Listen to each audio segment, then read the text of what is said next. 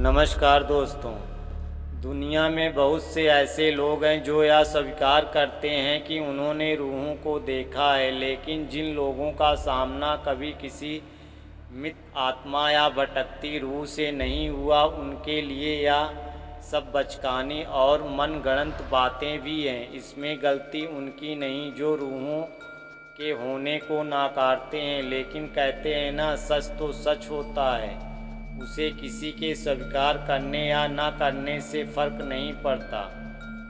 और सच यही है कि मरने के बाद अतृप्त और असंतुष्ट आत्माएं इंसानी दुनिया में वापस आती हैं, और उनके इस दखल से जीते जागते लोग तो प्रभावित होते ही हैं, साथ ही वह मरने के बाद भी अगर उनकी इच्छाएं पूरी नहीं होती तो वह खुद भी परेशान रहती हैं। आज हम आपको ऐसे ही एक स्थान के बारे में बताएंगे जहां मुर्दे चलते हैं और मृत आत्माएं अपना पहरा देती हैं। सैन डियागो, कैलिफोर्निया, न्यूयॉर्क के एक एकांत स्थान पर स्थित बैले हाउस, जिसका निर्माण थॉमस बैले ने 1857 के आसपास करवाया था। लेकिन जैसे ही थॉमस के बेटे की मृत्यु हुई, इस घर में अचानक ही हादसों का सिलसिला शुरू हो गया। थॉमस का बेटा सिर्फ 18 महीने का ही था जब उसे तेज बुखार ने अपनी चपेट में ले लिया, और इसी कारण वह इस दुनिया से चल बसा।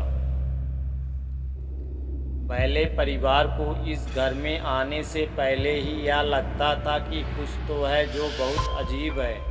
उन्हें इस बात का भी अंदेशा था कि इस मकान को रूहों ने अपनी चपेट में ले रखा है। स्थानीय लोगों ने कई बार उन्हें चिताया भी था कि जिस स्थान पर वो मकान बनाने जा रहे हैं वहाँ एक व्यक्ति की मौत हुई थी, लेकिन उन्होंने इस बात पर विश्वास नहीं किया और मकान के निर्माण का काम जारी रखा और इसमें रहने भी आ गए। लेकिन उस मृत आदमी की रूह ने उन्हें हर समय परेशान किया।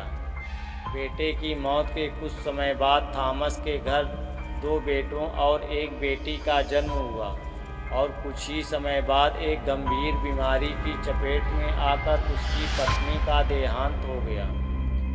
कुछ सालों बाद जब उनके बड़े बेटे का तलाक हुआ तो इस सदमे को सहन न कर पाने के कारण उनके बड़े बेटे ने आत्महत्या कर ली।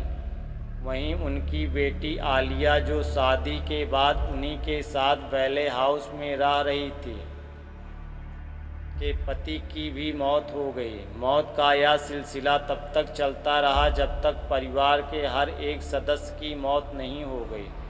वर्ष 1961 तक आते आते बैले हाउस के हर एक सदस्य की मौत हो चुकी थी। यह मकान अपने ही लोगों का मौत का कारण बना, इसलिए कोई भी इस मकान को खरीदने के लिए तैयार नहीं होता। स्थानीय लोगों का कहना है कि थॉमस को अपने कमरे में चहलकदमी करते हुए देखा जा सकता है, लेकिन सबसे ज़्यादा भयावह मंजर वो होता है जब शीशों में आलिया अपने बाल संवारते हुए दिखाई देती है।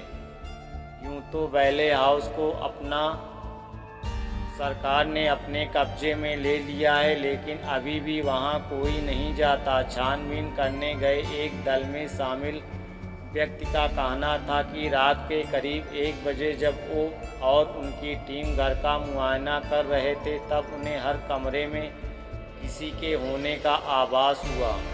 उन्हें एक औरत भी चलती हुई दिखाई दी, लेकिन जब उस पर टॉर्च की रोशनी डाली गई तो वह दरवाजे में समा गई।